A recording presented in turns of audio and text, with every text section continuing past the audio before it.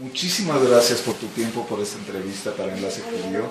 Desde hace más o menos un año que te vimos la última vez y bueno, es un enorme placer saber que en México la gente espera saber de ti y creo yo que tú me lo podrás decir porque ya te presentaste en 2 lugares y la gente está muy complacida con tu presencia y con tu manejo de información y de todo lo que tú haces. Bueno, muchas gracias. La verdad que aquí en México he encontrado un gran grupo humano, la verdad, muchos amigos muy bien, que ya hace un año me hice muchísima cantidad de gente amiga. Y bueno, la verdad que estoy muy contento del hospedaje, de la familia Karasik, muy contento de toda la gente que me ha arropado aquí, la verdad que muy feliz de estar en México. Hay un tema que con mucha frecuencia aparece, por lo menos en México, que es el tema de la cábala. Y yo te quiero hacer un planteamiento. ¿Qué es lo que la gente está buscando en la cábala? ¿Y qué es lo que la cábala le puede dar a la gente? Bueno, en primer lugar, estamos en un momento donde las religiones tradicionales no están dando respuesta espiritual. Y por lo tanto, el fenómeno que estamos teniendo es gente que viene del mundo laico, no religioso, que es espiritual. Por lo tanto, no hay que mezclar espiritualidad con religión. Hay religiosos no espirituales, hay gente espiritual no religiosa. Basado en esto, lo que está sucediendo a nivel mundial es que la gente está en una búsqueda muy fuerte, porque quedó claro en el siglo XX que el materialismo, la materia, tanto cualquier ideología que tenga que ver con la economía, ha fracasado. ¿Por qué? Porque creíamos que el dinero daba la felicidad y mucha gente ha tenido dinero y quedó sin sentido en su vida, con un gran vacío. Por tanto, lo que ha pasado en el ser humano es un progreso económico y un progreso material muy fuerte, donde gran parte de todo nuestro esfuerzo, de toda nuestra libido, para llamarlo en términos psicológicos, se puso en la materia, se puso en la economía, y que la gente terminó con un vacío interno muy grande, y ese vacío interno lo quiere llenar de alguna manera buscando cuál es el sentido de su vida. Porque claro, si el sentido de su vida es ser una máquina de juntar dinero toda la vida y después morir, prácticamente estamos con una especie de estado animal, es decir, y creo que el materialismo del siglo XX fracasó en este punto. Creía que podía resolver absolutamente todos los problemas solamente elevando el nivel de vida de la gente, y cuando se elevó en algunos casos el nivel de vida de la gente, nos encontramos que esa gente también estaba vacía de contenido y de sentido. Por eso siempre hay un texto de la Torá, del Tanaj, que a mí me gusta mucho, que dice: Dios, dame lo suficiente para no robar y no cumplir con la Torá, y no me des tanto para no desconocerte, para no crearme yo Dios. Entonces, lamentablemente, lo que sucedió con el tema material es que quien no tiene recursos es infeliz por no tenerlos, y que quien los tiene en demasía también es infeliz por tener tanto y no saber qué sentido darle. Entonces el ser humano, claro, está en un nivel de infelicidad brutal, porque pulula de un punto al otro del no tener nada, que hace que la persona tenga carencias y que busque, queda claro, que busque darle alimento a sus hijos, pero en el otro extremo tenemos aquellos que teniendo posibilidades económicas han creado un vacío en sus vidas de sentido, que hace que las vidas queden tan vacías como antes, con lo cual lo que llega a la conclusión es que todo avance material no nos entregó la felicidad que el ser humano estaba buscando. Por lo tanto, volvió a recomenzar la búsqueda en los últimos, te diría, 20 años, y apareció, en cierto modo, una gran difusión de la Kabbalah, que se hizo, a mi modo de ver, muy popular, y todo lo popular puede caer en algún tipo de tergiversación, algún tipo de error, pero que en un momento esa difusión lleva a darnos cuenta de que hay una falta de espiritualidad, y una necesidad de espiritualidad y una falta de respuesta a esa espiritualidad, ¿no? Entonces yo creo que la Kabbalah lo que está dando es esto, el sentido a mucha gente de encontrar, de tener una búsqueda. Y claro, la Kabbalah tiene mucho sistema para esa búsqueda, está muy sistematizada. Son grandes sabios judíos que a lo largo de los siglos pudieron sistematizar muchos métodos para tratar de encontrar el sentido de tu vida. Por lo tanto, se dice la Kabbalah no es un camino de creencias, es un camino de conocimiento. Y esto es muy importante. Sabes que en hebreo, para decir religión, tenemos dos letras, la Dalet y la Taf, ¿no? Y es muy respetuoso aquel que es datí, que es religioso. Pero quien quiera alcanzar el conocimiento es Dat, hay una Ain en el medio. ¿Y por qué hay una Ain? Porque el Ain es el ojo que te deja ver. La religión, el Dat, no hay ojo, es lo que tienes que creer y cumplir. Pero si quieres alcanzar el conocimiento necesitas de tu ojo. O sea, una percepción mayor. Una percepción mayor, claro. No tienes que quedarte solamente en las creencias, tienes que entrar en un camino de conocimiento. Ahora, es verdad también, como decía el gran cabalista y líder hasídico Mendel de Kotz, todo conocimiento trae consigo dolor. ¿Y por qué? Porque la persona que entra en la Kabbalah tiene que saber que va a haber demasiado, va a haber mucho de sí, va a tener un nivel de autoconocimiento muy grande. Y si no está preparada para ese nivel de autoconocimiento, tampoco tiene sentido que avance. En la Kabbalah decimos, cada uno tiene que ser feliz en su nivel. Porque si le cambias de nivel a alguien que ya es feliz, le puedes hacer infeliz y no tiene sentido. Entonces, solamente puede cambiar de nivel el que tiene malestar en su nivel. Quien se encuentra teniendo malestar en su nivel, va a buscar un nivel superior. Pero no quiere decir que quien se quede en su nivel no sea feliz. Entonces, en la Kabbalah debemos respetar el nivel de cada persona en cuanto a su felicidad. De repente hay alguien que está mirando un partido de fútbol con cerveza y es el más feliz del mundo, y hay que dejarlo ahí, no hay que moverlo. Ahora, si en algún momento esa persona dice, bueno, ¿cuál es el sentido de mi vida? ¡Bum! Hay malestar. Quiere decir que necesita un autoconocimiento mayor. Y entonces ahí entra la Kabbalah a dar un sistema, unos métodos para poder elevarte, ya te diría casi al infinito, porque hay una metodología de una gradación y elevación permanente. Ok, entonces ahora entiendo un poco más lo que tú acababas de comentar, de que es una cuestión más espiritual en un momento dado que religiosa. Así es, porque la religión conforma lo que es la mecánica litúrgica. Alguien puede ir a la sinagoga, a la mezquita, a la iglesia todos los días, cuando quiera, pero esto no implica que una persona sea espiritual, ¿no? El propio maestro judío de Nazaret en algún momento le había dicho, ¿no? Pasó el Cohen Gadol, pasó el sacerdote y nadie ayudaba al herido. Entonces la espiritualidad quedaba por el cumplimiento de las formas, quedaba la espiritualidad fuera. Yo creo que el núcleo central de la Torá es la espiritualidad, y creo que la Kabbalah se conecta con ese núcleo central de la Torá. Por lo tanto, todas aquellas personas que quieren comenzar el estudio de la Kabbalah tienen que saber que el estudio de la Kabbalah tiene algo que para mí es muy bonito, y no es un estudio teórico, sino que termina involucrando la experiencia personal. Entonces es un estudio teórico práctico, donde la experiencia personal no cuenta, es tan fundamental como todo estudio teórico, donde objeto y sujeto no están distanciados en una universidad, ¿no?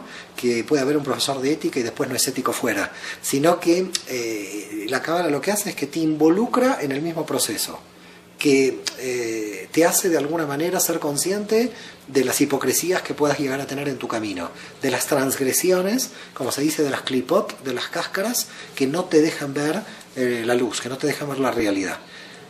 Mario, siendo un poquito más prácticos, ¿cuánto tiempo llevas tú estudiando Kabbalah y cómo te ha influido a ti particularmente? Mira, yo te voy a contar una anécdota que me sucedió con Jacobo Carciante, el gran rabino de la comunidad israelita de Barcelona, hace muchos años, ya no es el rabino de la comunidad de Barcelona, y recuerdo que tuve una reunión con él, una de las pocas reuniones, no tuve demasiadas, lo vi cuando fue la circuncisión de uno de mis hijos también, y cuando me reuní con él, estaba mirando los libros que tenía de halajá, de historia judía, todo, y me llamó la atención que la biblioteca no tenía libros específicamente de Kabbalah. Entonces me senté y le hice una pregunta, ¿dónde tienen los libros de Kabbalah? Pensando que me iba a decir en mi casa. Entonces me dice, todo el conocimiento te lleva a la Kabbalah. Wow. Eso para mí me marcó. me resultó fundamental. ¿Y por qué me resultó fundamental? Porque el concepto de Torah en la Kabbalah viene no de ley, sino de Tur, que quiere decir exploración, explorar. Y Tur Adonai, quiere decir explorar toda la realidad de la creación. Quiere decir que cuando en la Edad Media veíamos rabinos que eran filósofos, cartógrafos, médicos, se entendía que explorando toda la realidad, estaban explorando toda la creación de Dios. No se ceñían al texto literal. Nosotros hoy tenemos interpretaciones solo textuales, siempre nos estamos yendo al texto. Cuando en la Edad Media el mundo judío, a través de los cabalistas, abrían al conocimiento general. Por lo tanto, en la Kabbalah que se dice, ¿qué es la Torah? Toda la realidad.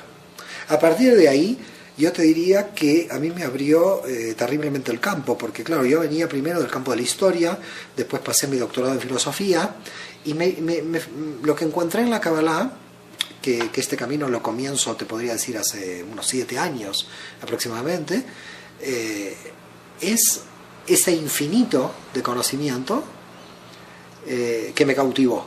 Es decir, es un sistema donde no te cierra las puertas, sino te abre más puertas. Entonces, ¿qué es lo que me cautivó? Que cuando yo quería abrir una puerta para cerrarla, abría una puerta y se me abrían 4. Entonces, claro, ante esa situación, decía, pero qué misterioso esto. Entro por aquí, entro por Abulafia y me encuentro con gematría, y entonces me encuentro con lingüística. Entro por el Ari, por Isaac Luria, y me encuentro con física. Entro por el otro y digo, pero entonces los cabalistas tenían intuición en el área de la física, en el área de la gramática, en el área de la filología, en el área de la filosofía. Una integralidad. Era lo que podríamos llamar hoy algo una holística, pero una holística ¿en qué niveles? De saber física hasta filosofía, una cosa muy brutal. Eso a mí me atrapó en el sentido de que, como a mí siempre en las universidades te enseña que los sistemas se tienen que cerrar para ser explicados, la Kabbalah rompe todos los sistemas, porque no hay sistema, decía el rabino Cook, cuando puedes resquebrajar un sistema humano, puedes llegar al nivel de Jochma superior, al nivel de sabio. Es decir, ser sabio, dice el rabí Cook, lo dijo aproximadamente en la década de 1920, ser sabio implica romper todos los sistemas humanos que siempre son deficientes. En consecuencia, siempre por ahí te vas a comunicar con Dios, porque los sistemas humanos te cierran. Entonces a mí me cautivó la idea de un estudio de toda la vida, un estudio para crecer sin ningún tipo de dogmática que te cerrara, ¿no? Sin ningún tipo. En la Kabbalah se dice, hay una frase muy interesante, que dice, ¿cuáles son los límites? Tu propia capacidad. Cuando alguien te está diciendo, mira, tus límites son tu propia capacidad, no te pongo límites anteriores donde tú los tienes que traspasar, ¿no? Porque al final, ¿qué es el dogma? El dogma es la imposición de un límite que si no te cierra los quiere romper, ¿no? Pero no, aquí tú tienes que romper tus propios límites. Tu límite es tu propia capacidad. Entonces quiere decir que siempre llegas a tu propio límite, ¿no? Claro. Esto es fascinante. Oye, dime una cosa, ahora que nadie nos está escuchando. ¡Uy, Dios! ¿Tú has tenido alguna experiencia mística? Oh, eso es muy... ahora me doy cuenta porque eres buen periodista. Porque eso es muy grave pasarlo por internet, colgarlo en internet. A ver, el problema de explicar una experiencia mística es, primero, que te traten de loco, claro. Yo creo que a todos los seres humanos hemos tenido experiencias místicas, pero que por vergüenza no las comunicamos. Eso en primer lugar. Mira, yo te voy a contar algo que me pasó yo ahora el 23 de octubre del 2012, digo el año por si esto se graba para la eternidad. El 23 de octubre del 2012 voy a defender mi tesis doctoral en antropología sobre el Maaseh Bereshit, el misterio de la creación. ¿Por qué cuento esto? Cuento esto porque con el tutor de tesis hubo un debate. El tutor de tesis en antropología me dijo, si tienes experiencias místicas, ponlas en esta tesis como conclusión final. Fue una cosa muy fuerte para mí, porque yo nunca me imaginé que desde lo académico, un académico en antropología, se atrevía a darme un espacio donde yo descargara mis experiencias en este sentido. Y dije, uy, qué bueno, esto es un desafío, y como yo todo desafío lo intento coger, me metí también, ¿no? Pero durante esas 2-3 semanas que estaba haciendo esta conclusión final, cada vez me iba sintiendo cada vez peor, me sentía muy mal. las explicaba, contaba lo que me pasaba y me sentía muy mal y no sabía por qué razón. La cuestión es que me volví a reunir con el tutor de la tesis doctoral y dije, mira, conté unas 12 situaciones que podrían ser paranormales o místicas, que vienen desde mi infancia hasta casi mi realidad actual, que yo las ocultaba, las reprimía, creía que eran sueños, ilusiones, y tú me las hiciste sacar otra vez hacia afuera, pero ¿sabes lo que creo? Creo, le dije a mi tutor, que no tienen que entrar en la tesis doctoral. Entonces me dijo, bueno, como es tu tesis doctoral, la respeto. ¿Y sabes por qué? Porque desnudo algo que es muy íntimo. Yo cuando me pasó esto recordé una investigación que hizo Moshe Idel, uno de los grandes historiadores de la Kabbalah, donde Moshe Idel dice una de las señas de identidad o características de identidad de los místicos judíos es nunca hablar de sus experiencias personales. Y es algo muy extraño, porque si tú te vas a la mística islámica o cristiana, los místicos cristianos las difunden y las cuentan, y bueno, Santa Teresa de Jesús, y a la mística judía es todo objetivo, es decir, a nada le pasa nada, a nadie le pasa nada, son todos métodos, sistemas, y personalmente no aparece el individuo. Con lo cual estás haciendo algo muy grave conmigo, porque lo que quieres es, a ver, yo te puedo contar una que es muy pequeña, las más grandes no te las voy a contar porque me dan temor. No sé a qué atribuirlo, me pasa con muchos alumnos que tengo en clases, es que puedo leer lo que piensan anticipadamente. Es decir, cuando yo tengo un alumno y se sienta a los 15 minutos, no sé cómo esto explicarlo, pero puedo sí, hay una conexión. Me pasa queda claro indudablemente, en una empatía con gente que tengo que conocer, ¿no? Es decir, que más o menos un alumno algo lo conozco, pero tampoco lo conozco de manera que, bueno, no es mi amigo, un amigo íntimo tampoco, ¿no? Pero me pasa ahora habitualmente que miro a los ojos de alguien y puedo llegar a ver qué piensa. Al principio lo reprimía, después se me hizo normal y ahora un poco ya lo trato como en forma natural. Explicación científica me imagino que debe haber. Imagino que debe tener con alguno de los conocimientos que voy adquiriendo lentamente de Kabbalah y claro, lo que en cierta forma me encuentro es en una situación muy extraña, porque por un lado soy profesor de Kabbalah en el marco académico en 4 universidades en España, pero por el otro lado estoy teniendo experiencias que parece que el sujeto y objeto se están como mezclando, ¿no? Sí, una cosa muy extraña. Para terminar, te quiero presentar 2 frases. Una es, tradicionalmente se hablaba de que Kabbalah solamente hasta después de los 40 años. Y otra que le escuché de un rabino que me dijo, mira, el que habla de Kabbalah no sabe, y el que sabe no habla de Kabbalah. A ver, el tema es el siguiente. Rabbi Moshe Chaim Luzzatto, un hombre que escribió más de 20 obras de Kabbalah, murió a los 40 años. Nació en 1707 y vivió hasta 1747. Si escribió 20 obras y murió a los 40 años, queda claro que tuvo que estudiar Kabbalah desde los 15 o de los 20. El Ari Kadosh y Rabbi Isaac Luria murió a los 38. Empezó a los 18. Quiere decir que estudió más de 20 años también Kabbalah desde los 18.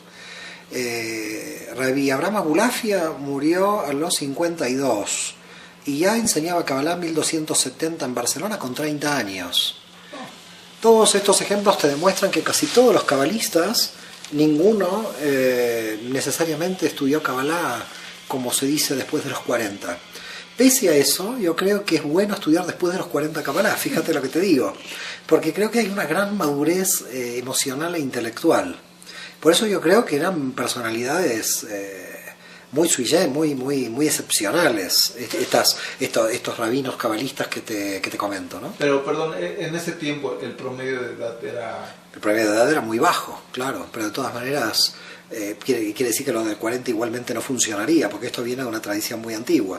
Ahora bien, ¿qué problemas tuvieron? Abraham Abulafia fue condenado como loco por el rabino Benadret de Barcelona y se tuvo que escapar de Barcelona. El rabino Luzzatto fue declarado también hereje con una excomunión en Venecia y se escapó de Venecia a Ámsterdam. En Ámsterdam lo andaban buscando. Es decir, que en definitiva también sucede que los místicos tienen un tema también complejo en relación al rabinato institucional, porque el místico está diciendo que tiene contacto directo con Dios. y el rabino está diciendo que el contacto por Dios es solo por la letra del Tanaj. Entonces, claro, si hay una persona judía en el campo del judaísmo que está diciendo yo tengo contacto con Dios, ya la exégesis queda relativizada. Es decir, si en el mundo de la teología judía se dijo, cerrado el Talmud, ya no hay Ruach HaKodesh, los místicos, los Mekubalim, dijeron el Ruach HaKodesh sigue operativo. La profecía continúa en Israel, dice Abulafia. Entonces, claro, cuando Abulafia está diciendo soy profeta y la profecía continúa en Israel, Abulafia se está poniendo al mismo nivel que Ezequiel e Isaías. Queda claro que un rabino frente a este tipo de personalidades veía estas personalidades como muy peligrosas, porque se estaba saltando la exégesis literal del texto. Por lo tanto, lo que tiene la Kabbalah, a mi modo de ver, también como fuerza, es la gran libertad que te da en la exégesis. ¿Y por qué te da gran libertad en la exégesis? Porque tú tienes un contacto de una interpretación abierta, no necesariamente encadenada a las interpretaciones de los anteriores intérpretes de la Torah. No estás encadenado, sino que estás liberado. Entonces, esta es una cuestión, esta es una situación que yo la veo también como algo potencialmente interesante de la Kabbalah, ¿no? Tienes mucho libre albedrío, porque al final la Kabbalah lo que está buscando es tu propio autoconocimiento. Tu propio autoconocimiento personal. Fíjate lo que dice el Rabí Asriel de Girona, uno de los grandes cabalistas de la escuela del siglo XII. Dice, el conocimiento, estamos hablando de edad, ¿no? El conocimiento constituye en sí mismo la redención. Esto es muy fuerte. Es decir, te está diciendo, tú eres tu propio Mesías, tú te puedes redimir con tu propio conocimiento. Esto es muy, muy fuerte, ¿no? Y a mí me gustaría traer a colación aquello que estaba escrito, que todo el mundo sabe lo que estaba escrito a la entrada del templo de Adelfos, ¿no? Conócete a ti mismo. Sí, sí. La cuestión es lo que estaba escrito atrás, y conocerás a Dios. Mira qué interesante. Es que el tema en Kabbalah es muy simple. Tú siendo un fragmento de Dios, mientras más entras dentro tuyo, más afuera sales. Wow. Y esta es una realidad, ¿no? Uno es un fragmento de Dios y mientras más entras, más afuera sales. Por eso yo creo que mucha gente dice, bueno, porque hay que corregir al prójimo si el prójimo se comporta mal. Es verdad, porque uno vive en una relación social. Pero es muy difícil corregir a alguien si no estás corregido primero tú. Con lo cual, yo muchas veces digo, mira, ¿sabes qué? En principio empecemos a corregirnos a nosotros y después veamos qué hacemos con el resto, porque yo te digo, mi labor es demasiado conmigo, ya tengo demasiado conmigo, ya no me puedo ocupar de los demás porque ya tengo demasiado conmigo. Ahora, me termino de ocupar de los demás cuando yo ya dije, bueno, hasta aquí llegué, conmigo no puedo más, ¿no? En Kabbalah hay lo que se llama la clipa de Yesod, la cáscara de Yesod, que se llama el autoengaño. El autoengaño es fatal porque, claro, tú te crees algo que no eres. Y es luchar contra ti mismo en ese sentido, ¿no? Porque tienes que saber quién eres. Creo que nada más se requiere de una vida para saber quién es uno, ¿no? Sí, o de varias. Creo que de varias. Creo que en mi caso creo que necesito varias. Con una no llego. Yo me rompo la cabeza y no entiendo lo que pasa. Mario, ha sido un verdadero placer conversar contigo. Muchísimas gracias por eso. No, al contrario. Gracias.